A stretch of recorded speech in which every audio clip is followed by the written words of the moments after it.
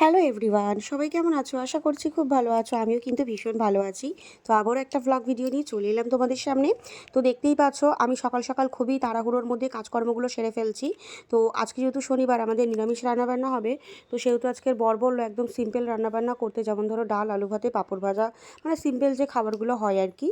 তো সেরকমই কিছু করতে বলেছিল। সকালবেলা ছোটো ছেলেকে যেরকম আলু ভাজা করে দিয়েছিলাম, সেই জন্য ওর বাবা বলেছিল যে আলুগুলোকে ভাতে দিতে।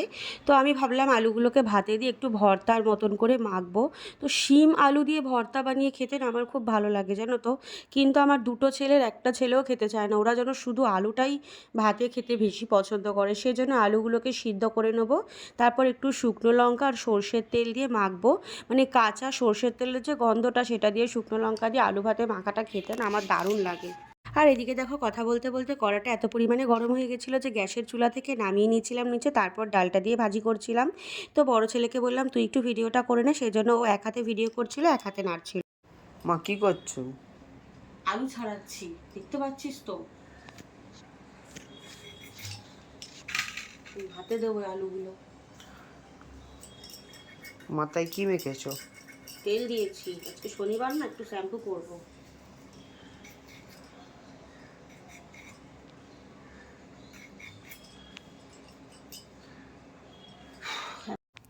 আর এইদিকে দেখো, এই যে ভিডিওটা দেখতে পাচ্ছ, এটা হলো কালকে রাত্রের ভিডিও।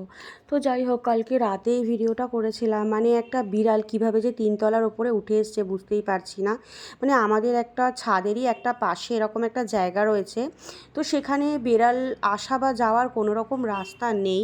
তো বুঝতে পারছি না এই বিড়ালটা কখন এসে এইভাবে যে ঢুকে বসে আছে।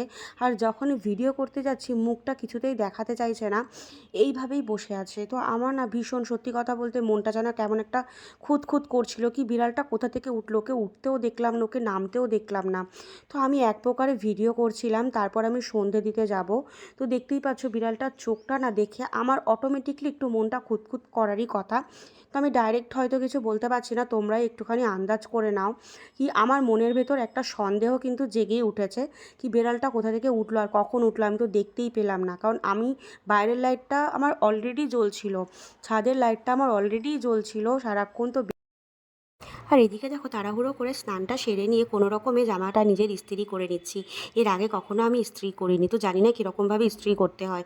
তাও নিজের জামা কোনো রকম যেমন তেমন করে ইস্ত্রি করে নিলাম, নিয়ে তাড়াহুড়ো করে রেডি হয়ে একটু বেরিয়েছিলাম, একটা কাজ ছিল দরকারি।